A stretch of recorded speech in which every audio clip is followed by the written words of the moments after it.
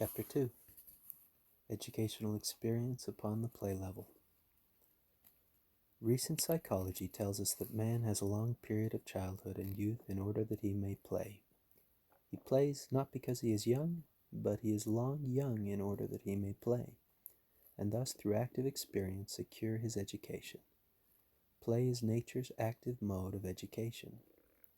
Shall a boy unfold his physical powers so that he can run with speed and endurance, or throw accurately, or fight with strength and skill, or exert himself long hours without undue fatigue? Nature provides that in his play he shall run and throw and fight and otherwise exert himself, and thus make actual his potential powers. Physical play is nature's physical education. Shall the boy develop the social abilities necessary for full cooperation with the members of his social group?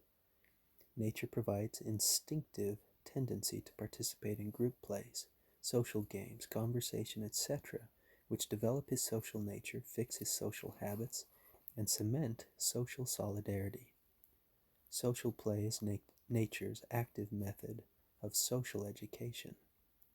Shall the boy possess an unspecialized mechanical ability of a type that is even more needful today than in the age when man's nature was shaped? Fortunately, here again we find the strong constructive and operative play instincts which drive boys to make and operate things. Give a normal-minded boy a rich opportunity to make things and to make them go, and one has then only to leave him alone with his opportunity. Nature's method of education will do the rest. Shall he be observant of men and affairs about him? Shall he fill his mind concerning the things with which he is to be concerned throughout life?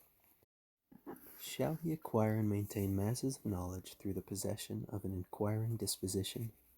Again, nature has provided the deep-lying and powerful mental play instinct of curiosity, the intellectual appetite, the desire to know.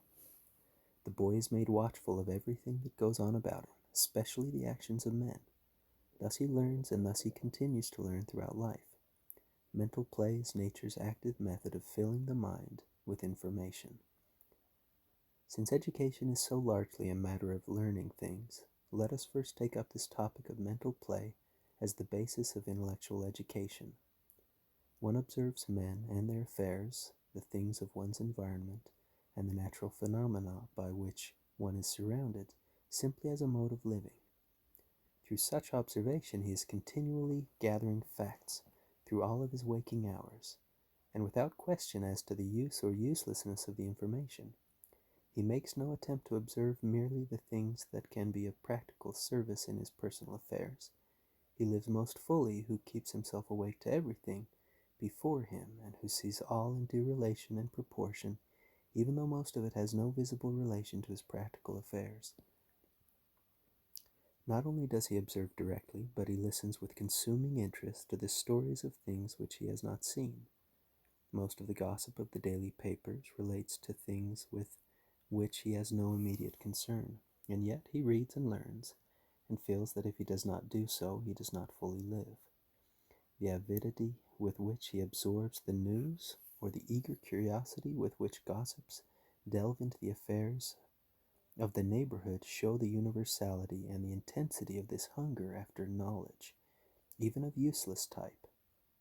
One drinks endlessly at this fountain without ever so much as raising the question whether the knowledge so obtained is or can ever be of any use.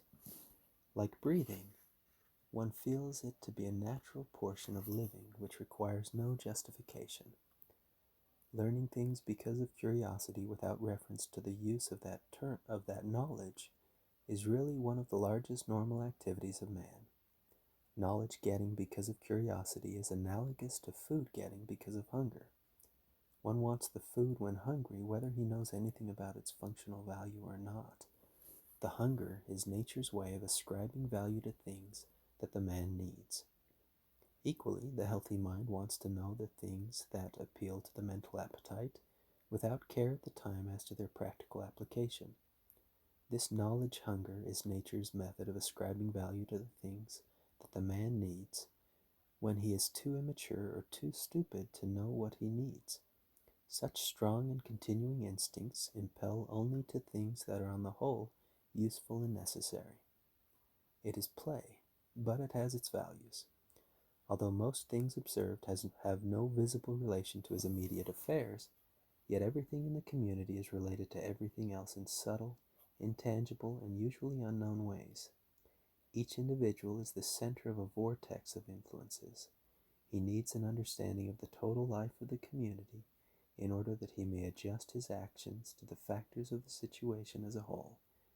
His current information concerning apparently useless things really gives him fullness of vision of the total pageant of community life of which he forms a part. This fullness of vision is necessary for understanding, for valuations, and right social attitudes. While traveling to observe my work in the Orient, some years ago I had occasion to observe a portion of the educational experiences of two boys about 12 years of age. The ship on which we were traveling stopped for a day or two at each of a number of ports: Hong Kong, Shanghai, Nagasaki, Kobe, Yokohama, etc. Scarcely had the ship come to anchor when the boys were off and away on an exploring expedition. For them it was a region strange and new. There was no assignment of anything for them to learn. They were not sent. They were not going ashore to get information so that they might recite upon it at night. It was not a thing upon which they were later to be examined. Simply a rich field of experience opened before them, and they eagerly embraced their opportunities and went forth to partake to the full. It was simply play experience resulting from their intellectual hungers. During the day they visited as many different portions of the city as their time and their means of locomotion would permit. They looked into the residences of rich and poor, into the shops, amusement places, religious temples, soldiers' barracks, streets and alleys, the conditions of life among the well-to-do and among the poor, etc. They came back to the ship at night with rich stores of experience and full to overflowing with information. It required no effort on the part of the adult members of their party to secure extended and enthusiastic verbal reports. The boys were living. They were not simply memorizing facts. It was all upon the play level, and yet they were securing the best possible type of education. Had it been made a work task for them with definite program and time allotments, with reports that had to be put up in specified form, and with examinations to see that nothing had been overlooked, would they have left the ship? And in what mood? This experience of the two boys seems to indicate the kind of intellectual play experience needed throughout the fields of education. In the same way, impelled only by curiosity and the play motive, following the leadings of interest, children and youth should, it appears, wander through every important field of human knowledge and human experience, without any particular consciousness of the serious values or purposes of the learning. They should thus lay a wide and secure foundation of understanding of all important aspects of reality. So far as possible, this should be by observation. But one's horizon is narrow, and most of this world lies beyond, and stretches backward through history. Most is to be explored vicariously in imagination on the basis of the reports of others. For this, pupils need books that vividly reconstruct the experiences of others. There's a great wealth of geographical readings, especially travels, which present a vivid reconstruction of life in other lands. As children travel, for example, in their readings with Peary to the North Pole, or with Amundsen and Scott to the South Pole, their experiences will bring them to appreciate the nature of the polar regions almost as clearly as if they had been there in the flesh. Let them travel in spirit with Livingstone and Stanley and Roosevelt into the heart of Africa, and they will have an appreciation of the nature of Central Africa that they can obtain in no other way. Let them travel with Captain Cook and Darwin and Stevenson through the South Seas, with Dana in his voyage around the Horn, with Tyndall and Jordan in the Alps, with John Muir and Enos Mills in the Rockies, with George Kennan in Siberia, etc. Let them thus travel vicariously through the various lands and regions of the earth, and they will come to have a full appreciation of the nature of the world. In the reading of literature, with geographical background like Captains Courageous, Heidi, Kim, The Iron Trail, The Lumberman, etc., Children are permitted further to relive the lives of peoples in various lands and under various conditions, and thus through living acquire understanding. These geographical readings should aim not at information, but at experience. Like the two boys roaming through the cities merely as a mode of living, the children in our school should roam through the wide earth in the pages of their reading merely as a satisfying mode of living. The more unsophisticated, the less they are conscious of the serious values, the more they simply follow interest, probably the better will be the experience for education. History presents another rich and endless field for exploration upon the play level. This children should read for the sake of their interest in the human story, in the anecdotes, the biographies, the struggles, the adventures, and all of the other things that appeal to childhood and youth. Thus they should become acquainted with all the family of nations. They should participate in the historical experiences of all important countries for the same type of delight that actuated the boys in exploring the foreign cities. They need not know at the time the values of this experience in developing large group consciousness, national and planetary sympathies and understandings, the bases of civic judgment, or the solid foundations of any federation of the world, which we may ever produce. The teacher must see the serious ends in order to adjust conditions, to control motives, and to guide. But children should not be greatly conscious of the growth ends of play experience. The play spirit is a skittish thing that tends to take flight when it sees itself harnessed up and set to prosaic, productive labors. On this level, it is enough for the children that the historical reconstructions be true, vivid, interesting, voluminous, and rapidly read, that the experience be a satisfying mode of living, like going to a play or reading an exciting story. On this level, it should not be conscious learning of facts, for the reason that we want more learning than can be accomplished that way, and other things equally valuable that cannot be accomplished that way at all. One has a natural interest not only in the affairs of men, but also in the things and forces with which men are surrounded, and with which they must deal, the phenomena of nature, the fields of science. Give healthy-minded children a full opportunity to indulge in the playful manipulation of toys, tools, machines, appliances, and materials that involve mechanical principles, the making and operation of electrical devices, the manipulation of sound-producing apparatus and instruments, of lenses, projection apparatus, photographic apparatus, experimentation with the chemical elements, exploring geological formations, keeping pets, visiting the zoo, the aviary, the aquarium, or the plant conservatory, observing plants and animals in their native haunts and habitats. Give the unspoiled child proper opportunities at these things, and he asks no better fun. He brings to them the same eager intellectual desires to know that inspire the trained scientist who delights in scientific knowledge for its own sake. Let the child, therefore, explore the world of reality as widely and deeply as he can be enabled to get at it, and when he has reached the limitations imposed by conditions, let him read the stories of insect life, of flowers, birds, bees, rocks, stars, animals wild and tame, electricity and its applications, chemistry and its wonders, mechanics and inventions, light and sound and heat, and all the rest.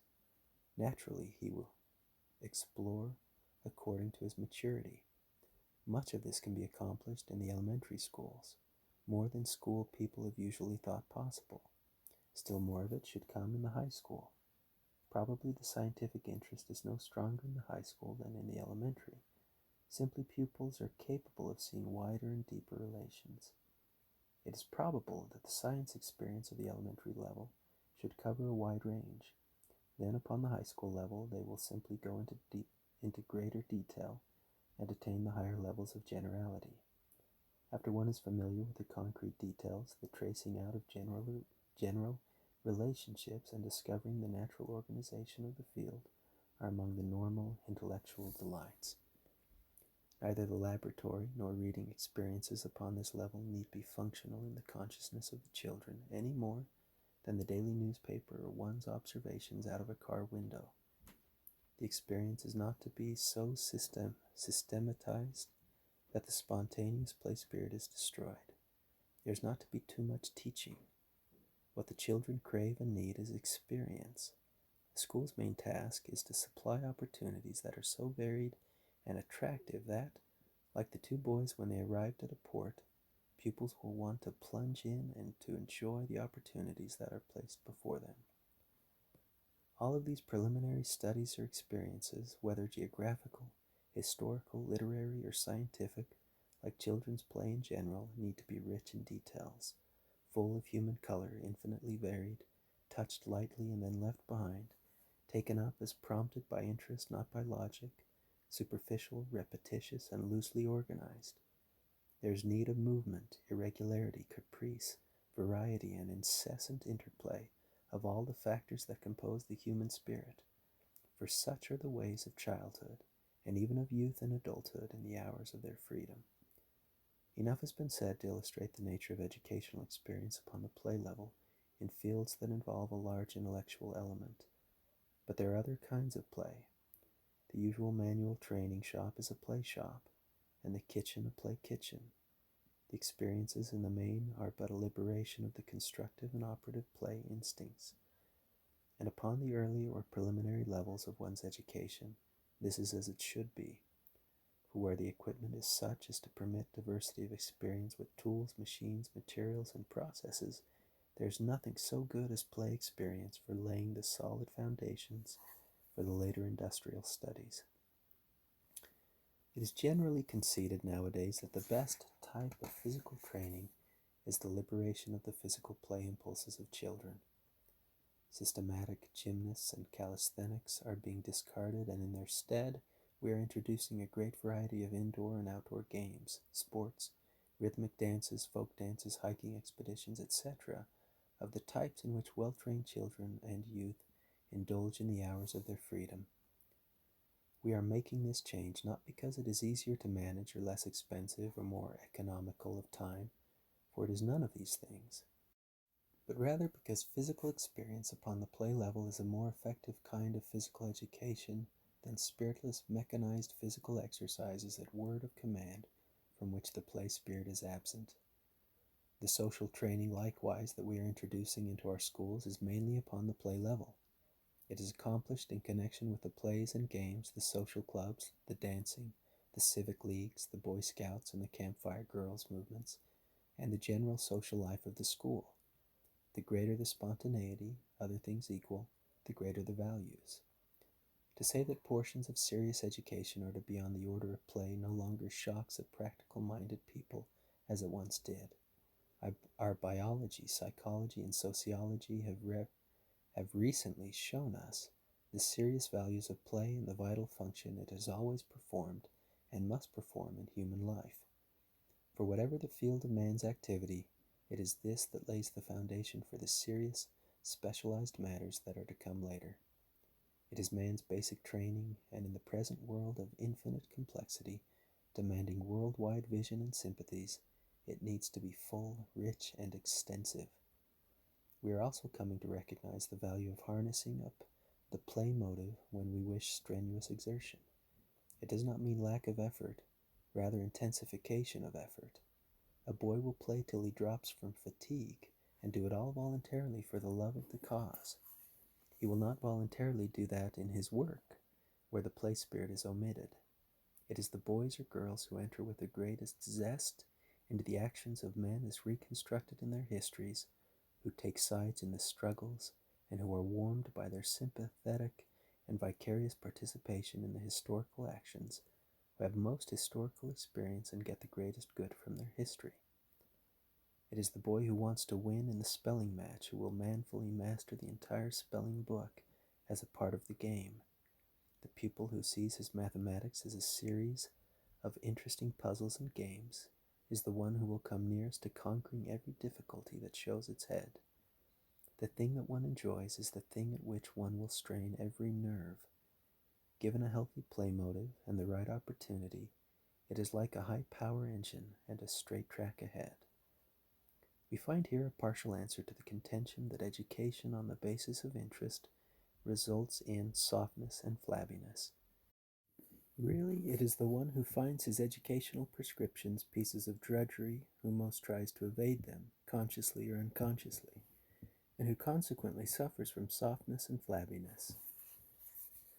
The boys on the athletic fields who most enjoy their opportunities are the ones who most often overdevelop physically, and later suffer therefrom. Interest-driven exercise is not only efficacious for developing fiber, but it must even be guarded against because of its over-efficacy where conditions are specially favorable. It is no less true in the intellectual realm. Find the student in mathematics or physics or Latin who has the best general command over the subject, who sees relations in clearest perspective, who has least intellectual flabbiness. It is always one who delights in his studies in that field, one who loves the subject for its own sake. It is never the one for whom the experience is drudgery.